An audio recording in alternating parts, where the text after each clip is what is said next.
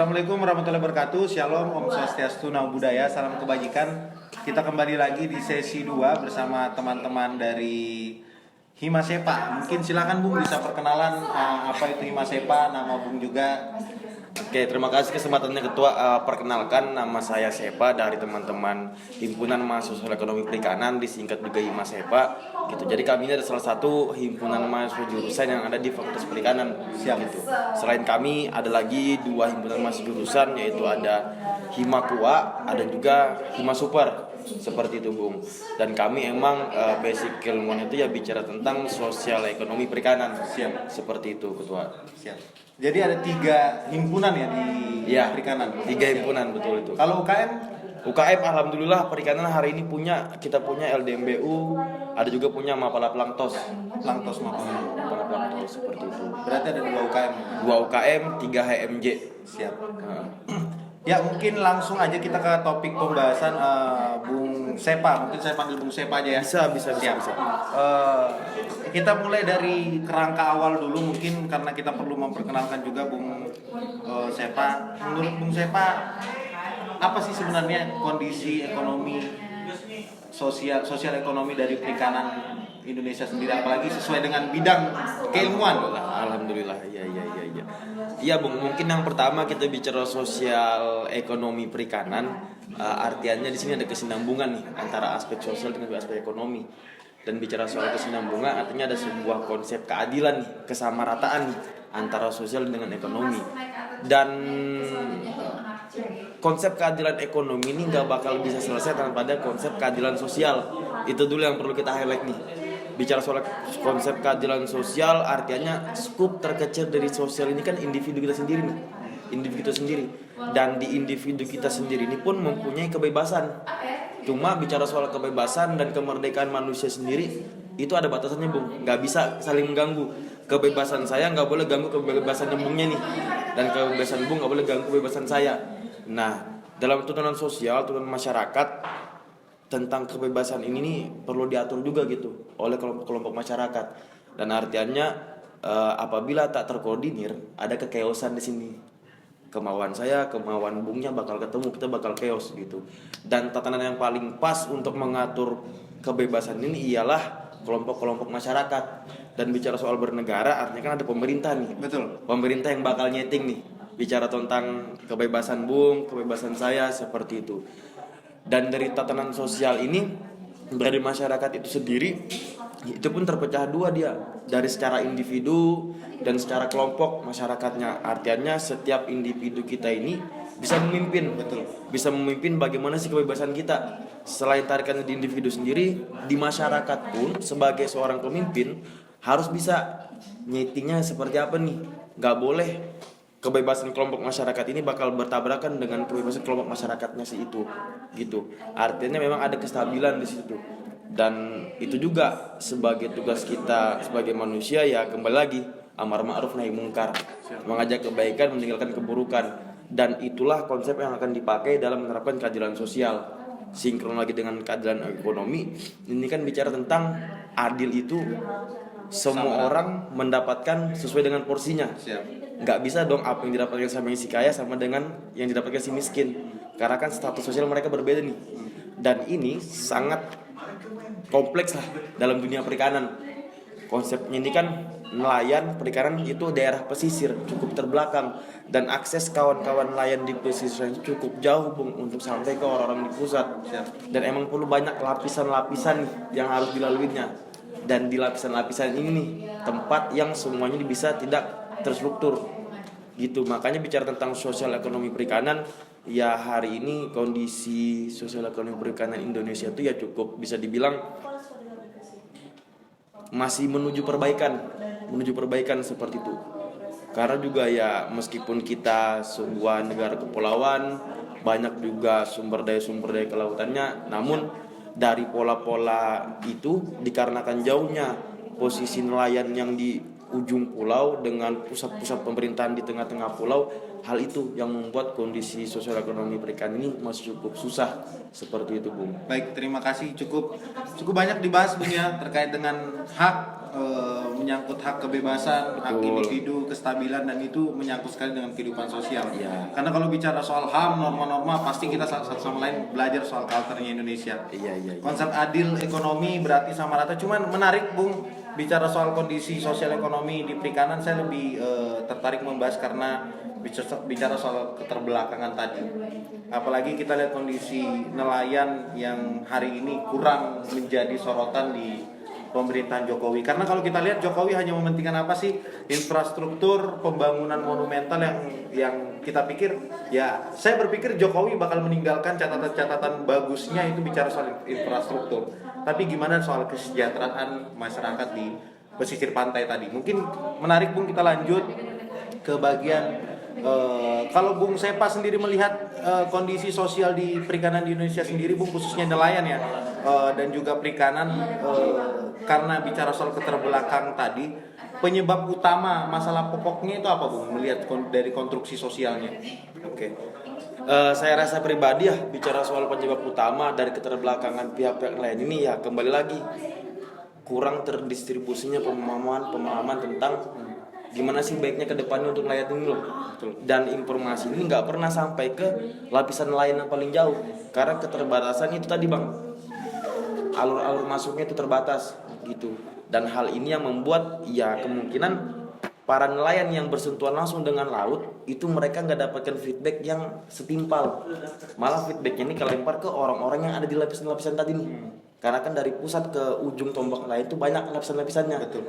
Dan si para lapisan-lapisan ini yang dapat feedbacknya lebih mantap daripada nelayan di ujung tombak. Itu permasalahan yang hari ini paling utama gitu. Dan di tahun 2021 kemarin itu ada sebuah peraturan gitu tentang pembangunan wilayah pesisir. Kalau nggak salah itu namanya RZW3P, Rencana Zonasi Wilayah Pesisir dan Pulau-pulau Kecil, seperti itu. Dan peraturan tersebut ya itu nggak sebentar, itu bicara tentang pembangunan daerah pesisir, daerah pinggiran tentang 20 tahun ke depan, mulai dari aspek pemerintah hingga aspek masyarakatnya. Aspek pemerintah mulai dari pembangunan pelabuhan, perdagangan, segala macam, dan dari aspek masyarakatnya bicara tentang pariwisata, tentang pembudidaya, seperti itu. Dan melihat kondisi pada tahun ini, saya rasa memang cukup belum ternotis gitu. Bagian-bagian perikanan cukup kurang ternotis karena sejatinya pun informasi-informasi perikanan ini nih belum masuk ke seluruh lapisan-lapisan masyarakat juga. Cuma beberapa orang aja nih yang memang senang di bidang-bidang perikanan, itu mereka aja yang tahu informasi ini. Bahkan kalau orang-orang yang bisa dibilang hari ini termakan dengan kultur-kultur barat, budaya-budaya Korea segala macam, mungkin cukup jauh dari pengetahuan basic tentang perikanan Indonesia, seperti itu Bang. Siap. Menarik yang disampaikan Ketua Sepa juga, Bung Sepa, bahwa saya juga jujur kenapa tertarik sekali membahas soal perikanan ini Bung, karena saya pikir isu-isu sosial politik secara umum ya bicara soal HAM, bicara soal kebijakan yang dilakukan oleh pemerintah, reformasi di korupsi, Omnibus Law, Minerba dan sebagainya, BPJS, dan jarang sekali tersentuh di isu-isu perikanan. Padahal bicara soal kondisi sosial ekonominya di perikanan banyak yang harus diperhatikan. Benar Bang. Apalagi banyak tadi Bung Sepa menyampaikan lapisan masyarakat, misalnya ada masyarakat yang menengah ke bawah, ekonomi terbelakang dan sebagainya, akhirnya mempengaruhi sisi pendidikan tersebut. Saya ingin bertanya Bung, walaupun di luar ya. Iya. Kalau anak-anak pertanian itu sering bilang bahwa kita belajar di Fakultas Pertanian ini belum tentu jadi petani. Gimana kalau di Fakultas Perikanan dan Kelautan soal stigma itu? Jelas, sudah jelas bahwasannya teman-teman yang berkuliah di Fakultas Perikanan itu nggak bakal dan tidak ada jaminan bakal menjadi nelayan. Karena ya bicara di sini pun kami kebanyakan teman-teman di Fakultas Perikanan itu berasal dari daerah pesisir dan tujuan mereka masuk ke kampus perikanan untuk meningkatkan taraf hidup setidaknya dia dan keluarga-keluarganya begitu sebelum dia bakal mencakup orang-orang sekitar-sekitarnya. Dan konotasi bahwasannya yang berkuliah di perikanan bakal jadi nelayan, wah itu kolot sekali sih. Kolot, ya? Itu berasaskan ketidaktahuan apapun itu. Makanya ya sembarang sebut ya karena perikanan nelayan segala macam ya jadi nelayan lah gitu. Padahal bicara soal tentang dunia perikanan itu sangat banyak gitu. Sangat luas sekali bidang-bidang pekerjaannya. Bahkan sebagai pemangku kebijakan daerah-daerah pesisir pun teman-teman dari alumni terutama dari Mahasiswa Perikanan itu banyak banget yang berada di daerah sana. Dan hari ini fokus teman-teman alumni, abang-abang juga di kampus, mereka banyak itu kembali ke daerahnya masing-masing, Bang. Karena kami berangkat dari daerah pesisir belajar ke kota untuk mengembangkan daerah di rumah sana gitu. Dan itu semua terutama sungguh sangat berat gitu, motivasinya berbeda oleh teman-teman yang berasal dari daerah-daerah perkotaan untuk belajar tentang perikanan. Mungkin ya dikarenakan faktor keingintahuan atau tidak mungkin karena salah pilih gitu ya kan. Dan hal itu sebenarnya membuat cukup sayang lah gitu kalau ada pandangan dari teman-teman bahwasanya berkuliah di perikanan itu bakal jadi nelayan. Dan padahal sampai sekarang ini nelayan, emangnya nelayan ini segitu buruknya kah pandangan stigmanya untuk Indonesia ini gitu. Padahal kan udah jelas Indonesia salah satu negara pengekspor komoditas perikanan itu ke daerah-daerah sekitar seperti Jepang, Cina, Thailand segala macam. Bahkan dari data yang saya baca itu komoditas unggulan dari Indonesia ini salah satu itu di nomor 1 udang, Bang. Udang ya. Udang. Setelah udang itu ada kerapu dan itu kepiting.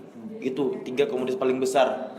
Dan ikan itu salah satu bahkan nggak termasuk tuh komoditas unggulan. Nggak termasuk ya? Nggak termasuk. Ikan ini cuma main di area-area regional aja. Bicara tentang Indonesia dengan negara-negara sebelah, oh itu udah masuk ke area udang, area kepiting, yang seperti itu tuh. Dan Kalimantan Timur sejauh ini salah satu pengekspor udang terbesar di daerah Indonesia gitu. Terutama dari daerah-daerah Berau di sana itu salah satu unggulan tuh udangnya di sana. Bahkan daerah-daerah Tenggarong juga gitu. Dan hari ini pun pandangan-pandangan orang tentang stigma mahasiswa perikanan bakal jadi nelayan, wah nggak secetek itu kita di kampus, nggak secetek itu gitu, Bang. Siap. Menarik, Bung, karena tidak menutup kemungkinan bahwa banyak yang berpandangan ngapain sih di perikanan dan kelautan ini, apa jangan-jangan jadi nelayan kan. Ternyata cukup banyak yang dipelajari, salah satunya misalnya contoh kecil budidaya ikan dan sebagainya. Karena sharing, Bung, saya ada teman anak perikanan itu dia bicara soal pengelolaan dari apa yang bulat paralon, kemudian ada tanaman di bawahnya itu ada ikan, aquaponik. Nah, iya, ternyata cukup luas ya, Bung, ya, terkait dengan pembelajaran di perikanan. Saya ingin bertanya sebelum ke pertanyaan ini selanjutnya, Bung, ke panduan ini berkaitan dengan isu di beberapa tahun terakhir menteri yang pernah korupsi kalau tidak salah ya, bahan dari lobster itu. Menurut pandangan Mas Sepa gimana? Iya. Mungkin kemarin itu memang cukup ngeluap juga isunya gitu, bicara tentang ada orang yang mengekspor benih lobster gitu. Sedangkan bicara soal lobster ini nggak mati uang 100.000 tuh kalau makan lobster. Harganya cukup di atas gitu, di atas rata-rata lah. Cuma hari ini, Bang, PR-nya itu tentang lobster ini tuh tingkat kepastian lobster ini bisa hidup sampai usia yang bisa dikonsumsi itu sangat kecil di Indonesia. Ini faktor lingkungan nih. Emang faktor lingkungan kita belum cocok gitu untuk mengembangkan lobster. Mungkin ada beberapa lobster tertentu gitu. Cuma komunitas lobster unggulan ini masih nggak cocok dengan lingkungan air di Indonesia. Maka itu emang perlu diekspor beberapa tuh. Cuma ya memang kejadian kemarin cukup sangat disayangkan gitu. Karena ya kenapa gitu? Kenapa nggak coba untuk menyiapkan yang di sini nih? Kenapa harus mengekspor secara berlebihan? Artinya kan apabila kita udah mengekspor pada saat dia masih benih, entar dia gede dan kita beliin lagi, ya percuma dong. Betul. Tukar-tukaran tetap rugi di kita nih. Tetap rugi di kita. Mending kita capek sedikit, tapi ntar pas tukar-tukaran kita lebih untung. Gitu. Dari segi tukar-tukaran itu masih kurang nih. Dan itu kembali lagi ke PR teman-teman hari ini. Ya bicara tentang gimana sih mengkondisikan perkembangan perikanan supaya cocok di Indonesia, nggak harus ikutkan pihak-pihak luar di sana, begitu, Bang. Siap. Karena juga sempat viral di, kalau tidak salah, dekat COVID itu ya. Iya. Jadi ekonomi lagi turun, situasi ekonomi lagi turun, ternyata ekspor nih besar-besaran kan agak berbanding terbalik juga sama kondisi sosial ekonomi di Indonesia. Selanjutnya, Bung, tadi kita sudah ulik dari sisi sosialnya, gimana situasi dan kondisi dari sisi ekonomi di perikanan Indonesia. Iya. Hari ini sebenarnya kondisi sosial ekonomi perikanan di Indonesia ya bisa dibilang masih dalam tahap pengembangan gitu. Belum bisa dikatakan maju, bahkan maju sekali, masih dalam pengembang. Karena ya banyak stakeholder yang menjadi fondasi, terutama pembudidaya perikanan, kawan-kawan mahasiswa, bahkan pihak-pihak swasta gitu yang membantu juga menyuplai bagaimana keberlanjutan untuk pembudidayaan perikanan ini. Dan hal ini pun menjadi tantangan kita juga untuk kedepannya, terutama sebagai mahasiswa perikanan. Namun dari kami tetap berusaha untuk menyampaikan wawasan inilah gitu. Ini bukan cuma PR teman-teman mahasiswa perikanan, tapi ini PR rakyat Indonesia gitu. Karena ya kita terdiri dari negara-negara kepulauan gitu. Sangat banyak kesempatan bisa kita kembangkan, terutama dalam area pariwisata nih. Wah, kalau bicara soal pariwisata Indonesia pasti nggak bakal jauh tuh dari lautan tuh. Bicara tentang ke pantai, area-area yang pemandangannya bagus segala macam, itu nggak jauh dari dunia perikanan. Dan bahkan dunia perikanan kita pun nggak cuma memikirkan soal budidaya ikan, tangkap, ekspor impor segala macam, mengolah. Kita juga mendalami nih dunia-dunia pariwisata, dunia-dunia yang bisa dibilang area-area pengembangan desa gitu. Jadi nggak cuma terpatok dalam pengembangan ikan, budidaya, tangkap segala macam. Banyak masih sektor-sektor yang memang belum diketahui nih sama orang-orang luas. Padahal sebenarnya itu sektor perikanan cuma orang nggak tahu gitu. Memang bang, begitu bang, jadi bang. Siap. Berarti kalau kita lihat dalam kondisi ekonomi sendiri di perikanan Indonesia masih dalam tahap perkembangan, Bung ya. Iya. Karena kita juga tadi Bung sempat menyampaikan bahwa ada beberapa keterbelakangan lapisan masyarakat, banyak yang menengah ekonomi menengah ke bawah. Karena kita tidak bisa pungkiri Bung bahwa salah satu penyumbang APBN negara itu adalah dari sektor perikanan dan kelautan. Benar. Selanjutnya kalau Bung menilai ini soal eksploitasi sih Bung, kekayaan laut Indonesia, karena tadi sudah runut sosial ekonomi, kemudian bicara soal eksploitasi. Saya sedikit ingin bertanya Bung dan melihat penilaian Mas Sepa terkait dengan bagaimana proses eksploitasi, terutama penghancuran terumbu karang dan sebagainya akibat pengeboman, karena secara tidak langsung ini bakal mengganggu dari segi pariwisata di Indonesia, karena kita lihat pantai dengan keindahan alamnya, kemudian bagaimana kalau kita ke daerah NTT dengan keindahan luas lautnya. Bicara soal terumbu karangnya kan beberapa tahun kalau tidak salah di 2017 atau 18 itu pernah ada terjadi pengambilan ikan sebanyak-banyaknya dengan cara ngebom. Nah itu gimana pandangan Mas Sepa terkait dengan eksploitasi ya? Sebenarnya ya cukup umum diketahui oleh masyarakat Indonesia bicara tentang eksploitasi sumber daya laut seperti itu. Bicara tentang perusakan terumbu karang, perusakan ekosistem, minyak tumpah di laut segala macam gitu. Namun saya rasa hal seperti ini itu menjadi tantangan bersama gitu. Dan udah banyak stakeholder yang coba memperbaikin. Saya pribadi memandang eksploitasi laut ini nggak cuma dari segi lautnya doang. Eksploitasi sosial pun juga terjadi di situ nih. Karena tahapan-tahapan bantuan dari pusat ke nelayan yang paling di ujung ini sangat banyak tahapnya. Dan saya rasa ini salah satu bentuk eksploitasi juga nih. Terlalu banyak menggunakan di situ tuh oleh pihak-pihak tertentu. Dan yang cukup saya sayangkan dan mungkin akan saya coba perbaiki juga bicara tentang susunan masyarakat yang menjadi lapisan-lapisan sosial seperti itu. Karena kembali lagi bicara soal sumber daya itu bisa diperbarui dengan menggunakan konsep sustainable begitu. Setidaknya hari ini kita merasakan, besok cucu kita merasakan juga. Betul. Seperti itu. Namun yang perlu digarisbawahi ini ya dari kondisi sosialnya gitu. Saya rasa cukup banyak tereksploitasi oleh lapisan-lapisan masyarakat, sehingga ya kita masih belum finish nih untuk menyelesaikan eksploitasi sumber daya alam, karena di bagian sosialnya pun sudah tereksploitasi di situ. Saya rasa lebih baik kita coba clearkan dulu permasalahan eksploitasi sosial ini, baru kita masuk menyelesaikan eksploitasi sumber daya. Bukan dalam artian kita ya udah ntar dulu sumber daya ini sembari. Jangan dilupakan juga untuk memperbaiki susunan sosial gitu. Karena saya rasa ya nggak cuma lautnya yang dieksploitasi nih, tutunan masyarakatnya pun tereksploitasi juga. Seperti itu mungkin Bang. Oke, siap. Menarik. Saya bisa minta pandangan Ketua tidak ada soal situasi kesejahteraan nelayan saat ini tuh seperti apa gambarannya Bung? Karena bicara soal kondisi sosial ekonomi kawan-kawan Mas Sepa cukup dalam, apalagi satu bidang kan Bung. Karena saya jujur melihat, saya banyak bicara soal kondisi agraria, konflik pertanian dan sebagainya, masalah-masalah petani, tapi saya kurang banyak pengetahuan saya soal nelayan. Jadi saya ingin melihat kesejahteraan nelayan di Indonesia ini gimana Bung? Oke.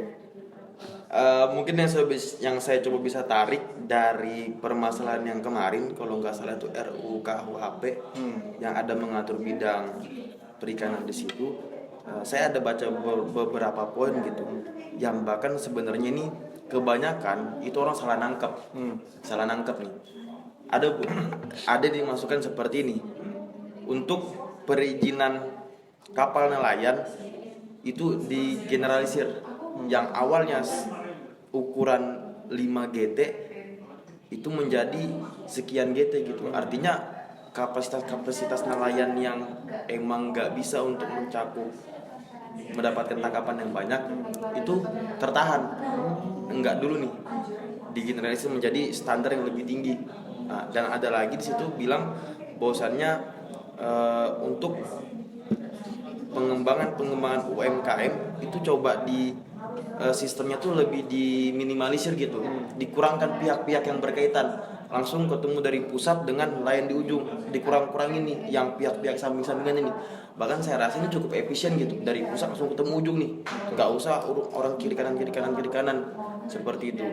Dan bicara soal kesejahteraan nelayan itu masih hal yang cukup jauh dari kata sejahtera gitu, karena ya bisa dilihat kondisi nelayan mulai dari taraf hidup segala macam, mereka nggak bisa cukup bergantungan kepada perikanannya doang. Betul. Pasti bakal cari itu tambahan lainnya, karena nggak bakal bertahan lama nih kalau cuma berharapkan melaut.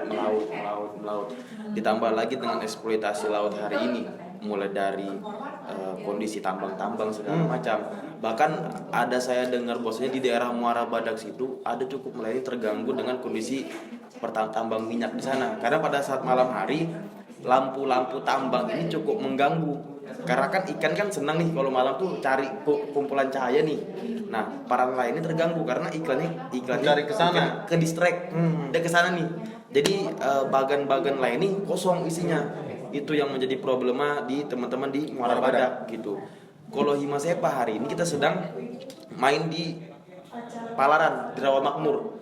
Kita bisa lagi main dengan kampung lain maju. Dan alhamdulillah kita dapat restu dari kampus nih. Dan hari ini yang masih kami lihat kondisi sana itu ya kembali lagi Bang, taraf hidup nelayannya nih masih cukup bisa dibilang mengkhawatirkan lah, menengah ke bawah lah seperti itu. Jadi ya memang pengembangan kesejahteraan lain ini memang perlu banyak pihak gitu. Cuma ya kembali lagi, pusat harus dibantu oleh orang-orang sekitar. Gak bisa kita berharap, ayo pusat tolong gini. Harusnya kita nih yang sekitar, yang bersampingan langsung dengan yang terdampak, kita juga eksekusi dong. Gak bisa kita tuntut, ayo gini. Tapi kita pelan-pelan nih eksekusi gimana baiknya. Karena kan ya kembali lagi konsep keadilan dalam bernegara kan dari rakyat, oleh rakyat, untuk rakyat gitu. Bukan untuk pihak-pihak tertentu. Ini sinkron ini dengan keadilan sosial, keadilan ekonomi. Makanya emang masih jauh taraf kesejahteraan nelayan ini bisa dibilang sejahtera gitu. Mungkin ya kurang lebih lah dengan kondisi buruh, tani, segala macam tuh. Nelayan pun juga salah satu sektor yang diunggulkan di negara, cuma nggak diperhatikan lebih lanjut nih. Betul. Gitu. Jadi emang PR banget nih untuk bagian kesejahteraan nelayan. Mungkin begitu Bang.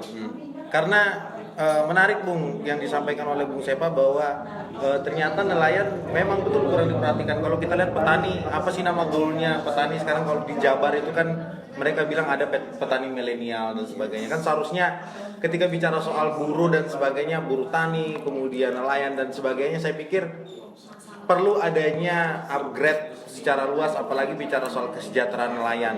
Yang pertama bicara soal pendidikan, betul, karena salah satu kunci kesuksesan sebuah negara itu ada di pendidikan.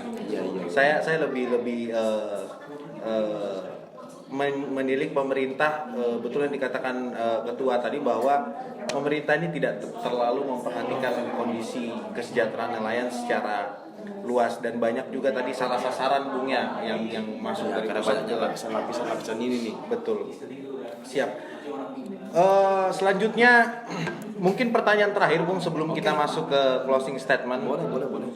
Upaya pemerintah dalam menyelesaikan situasi dan kondisi sosial ekonomi dan eksploitasi yang ada. Karena kalau bicara soal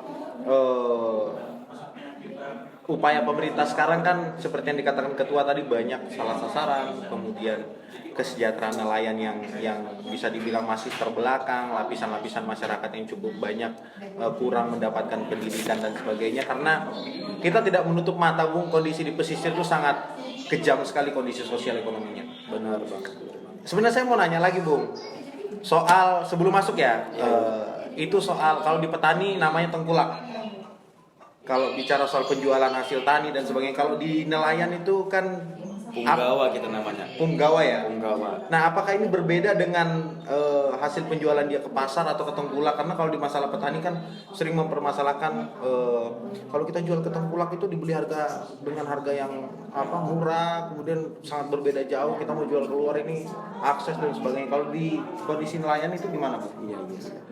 Benar, di nelayan itu juga ada salah satu posisi yang posisinya mungkin seperti tengkulak kalau di dalam pertanian. Di kami namanya punggawa nih. Cuma sebenarnya posisi punggawa ini itu memang diperlukan untuk meningkatkan kesejahteraan nelayan. Dan juga memang di punggawa ini yang bakal menentukan nih, entah ini mau sejahtera ataupun lebih nurun gitu. Karena memang benar bahwasannya nelayan menjual ke punggawa ini dengan harga yang cukup rendah, dan ntar punggawa nih yang nyebar ke sana kemari nih dengan harga yang memang oke gitu. Tapi punggawa ini bukan hanya sekedar konsep jual belikan aja. Ada konsep punggawa ini membantu dana ke nelayan langsung nih supaya nelayan ini bisa bekerja, cari nafkah segala macam. Dan feedback tukar-tukarannya kamu harus jual ke aku karena aku udah modelin kamu nih. Kamu punya hutang sekian, ntar kita porting di sini, tapi sembari aku jualkan ke sana. Jadi emang konsep punggawa ini cukup membantu nelayan-nelayan kecil gitu. Cuma ya kembali lagi, ini yang bisa dibilang paradoks gitu Bang. Paradoks ya. Paradoks ini nih, susah nih. Cuma dengan tidak adanya punggawa, nelayan ini bingung Mau kemana, ya kan? Mau kemana jualnya nih. Betul. Sedangkan si punggawa channel sana sini. Dan nelayan tersimpul, oke aku sedia ke punggawa, ntar punggawa yang eksekusi deh. Gitu, karena kan ya tidak bisa dong para nelayan ini kan cuma hasil tangkapan jual sekalian tuh udah pasti mau cari lagi nih sumber-sumber lainnya nih supaya nggak ribet. Oke aku ke punggawa aja, punggawa selesai biar aku ntar kesana kemari. Siap. Gitu. Emang punggawa ini salah satu posisi yang memang menentukan nih struktur sosial masyarakat nelayan nih. Strategis posisinya. Iya, Siap. Gitu. Bisa bikin bagus, juga bikin Buruk susah juga, sedikit. susah dikit ya. Siap. Gitu Bang. Karena menarik Bung, karena juga pengetahuan baru buat saya, banyak belajar soal perikanan. Ya, kita mungkin lanjut ke pertanyaan terakhir Bung. Upaya pemerintah dalam menyelesaikan kondisi sosial ekonomi di perikanan di Indonesia. Karena saya lihat cukup banyak penjelasan Bung Sepa terkait dengan kondisi sosial yang menjelaskan mahasiswa masih terbelakang dan sebagainya, kondisi ekonomi masih dalam proses pengembangan, adanya banyaknya eksploitasi, lebih banyak eksploitasi sosial daripada eksploitasi laut Bung ya. Mungkin seperti apa Bung? Oke. Sebenarnya yang saya lihat hari ini salah satu kebijakan pemerintah yang cukup saya rasa ini pengembangan daerah pesisir yaitu di RZW P3K. RZW P3K. Dan emang ke peraturan itu memang skupnya long term gitu, 20 tahun nih, dari 2021 sampai 2041. Ini salah satu sebuah langkah yang saya rasa memang berat, namun ini outputnya kebayang nih bakal seperti apa nih. Tinggal ditambah sosialisasi pemahaman ke berbagai lapisan, sehingga ya lapisan ini nggak sekedar wah aku nggak tahu, aku nolak aja deh, aku nggak mau dieksploitasi gini segala macam. Sebenarnya emang harus ada yang dikorbankan di sini nih untuk kedepannya lebih baik lagi, mulai dari tatanan sosial gitu, tatanan apa yang boleh di pinggir sungai, pinggir pesisir segala macam gitu. Dan saya rasa peraturan RZW P3K ini sebuah peraturan yang bicara tentang jangka panjang kedepannya. Cuma ya nggak bisa dong cuma si RZW P3K ini aja yang bakal kita harapin, perlu juga ditambahkan kebijakan lain gitu. Yang salah satu hal yang paling cukup susah di nelayan saat ini Bang, bicara tentang alat tangkap. jangan alat Alat tangkap. tangkap. Karena alat tangkap yang diatur oleh pemerintah, oh alat tangkap ini nggak boleh, yang ini nih yang boleh-boleh nih. Cuma nelayan itu masih nggak percaya kalau ini nih nggak boleh nih, karena kembali lagi apa, pengetahuan kurang nih. Betul. Sempat saya temukan di kegiatan Hima kemarin, diskusi antara nelayan dengan dosen juga, nelayan tetap keras gitu, alat tangkap ini nggak masalah, nggak masalah tangkap di, karena ya kami nggak ganggu gini-gini kok segala macam. Dan emang fungsi alat tangkap tersebut itu yang memang bisa mendapatkan komoditas yang diincar. Kalau nggak pakai itu nggak dapat nih apa yang kita mau nih. Cuma sedangkan alat tangkap itu udah diatur orang karena berpotensi merusak lingkungan. Nah jadi kontradiktif di sini nih masih cukup Besar ya. besar gitu. Dan juga kalau di perikanan kita punya nih bang, penyuluh. Penyuluh ini salah satu tenaga bantuan dari orang-orang di pusat gitu, yang emang tugas untuk turun langsung ke lapangan, ke daerah-daerah jauh untuk memang memberi penyuluhan nih, harusnya begini segala macam. Dan di kami mahasiswa perikanan itu memang cukup banyak yang diharapkan dapat menjadi tenaga ahli pembantu untuk dari tim-tim penyuluh ini, supaya ya memang kami itu tepat sasaran gitu. Kita masuk ke kampus perikanan dan outputnya nanti ujung kita bakal membantu dunia perikanan. Yang paling simpel tenaga pendamping penyuluh seperti itu. Dan memang saya rasa bicara tentang pengembangan daerah pesisir ini nggak cukup kalau cuma dilakukan sama lapisan-lapisan tertentu. Semua lapisan harus support nih, harus jadi support system gitu. Dikarenakan ya bersangkut paut nih kondisi-kondisi air kita ini dengan kondisi-kondisi masyarakat. Ya gini nih, misalkan kita teman-teman dari perikanan dengan lain juga menarasikan bahwasannya tidak membuang sampah ke laut karena Betul. tapi ternyata orang-orang di kota data urusan buang aja gitu. Jadi ini kontradiktif banget. Betul. Gitu, memang cukup PR lah bahasanya untuk coba memperbaiki dunia perikanan. Dan masalah ini bukan cuma ada di Kalimantan, belum lagi kita lihat masalahnya teman-teman dari Pulau Sumatera, Pulau Jawa, Sulawesi, di timur sana, macam-macam problemnya gini gitu. Dan di Kalimantan kan, dari Kalimantan Timur, Utara, Nunukan segala macam turun ke bawah sampai Banjarmasin, kan perbatasan semua nih dengan laut nih, dengan selat Makassar di sini nih kan. Ini memang salah satu hal yang cukup menjanjikan gitu untuk potensial. Bahkan hari ini Banjarmasin itu menjadi salah satu pusat eksportir ikan-ikan air tawar. Banjarmasin. Kalsel mainannya di air tawar nih. Dia kencang di situ nih. Kalau bicara soal ikan-ikan laut, kita kebanyakan datang dari Sulawesi dan daerah-daerah atas, dari daerah Berau gitu. Larinya ke Samarinda. Karena ya di Samarinda kita cukup jauh nih dari lautan. Betul. Kita kan dibukakan sama Sungai Mahakam nih, sepanjangan nih kan. Jadi emang di Sungai Mahakam itu orang-orang mainnya di air tawar. Di daerah-daerah Lokulu di sana itu banyak pembudidaya nelayan keramba jaring apung gitu. Memang dia konsepnya di atas sungai dan langsung bikin tambak di situ tuh. Budidaya segala macam, dan cuma bisa main di air tawar gitu. Beda kalau teman-teman di daerah Kalimantan ke atas sana, mereka itu basicnya yang air laut. Emang cukup perlu panjang lah untuk perbaikan dari kesejahteraan nelayan, bicara tentang usaha-usaha pemerintah. Dan saya yakin ini tergantung cara pandang kita aja lagi nih, bicara tentang usaha-usaha pemerintah. Betul. Kita memandang yang mana? Memandang yang berlawan kah atau memandang yang sepakat? Betul. Gitu aja sih bang. Siap. Mungkin terima kasih, cukup jelas dan pengetahuan baru buat kami, khususnya teman-teman BMKM, bahwa isu perikanan dan kelautan ini cukup penting untuk selalu diangkat, dibahas, karena banyak yang disampaikan oleh ketua tadi sebenarnya belum banyak diperhatikan oleh pemerintah. Mungkin itu aja teman-teman semua yang ada di Instagram dan yang ingin ke depan pasti bakal ada pendiskusian seperti ini lagi, Bungku, ketuaku, karena bicara soal perikanan dan kelautan tentu tidak lengkap rasanya kalau isu ini tidak diangkat. Karena bicara soal kemajemukan Indonesia, saya pikir seluruh isu itu harus diangkat secara adil lah, karena kita tidak pilih-pilih. Bicara soal perikanan dan kelautan ada juga masalahnya. Betul. Mungkin itu aja, Bung. Terima kasih atas waktunya yang sudah mau bersama dengan teman-teman BMKM, mau berdiskusi, mau ketemu. Dan saya apresiasi yang luar biasa ke teman-teman Himasepa yang sudah bersama-sama membawa isu kondisi sosial ekonomi perikanan di Indonesia. Mungkin itu aja, Bungku. Terima kasih banyak. Thank you juga.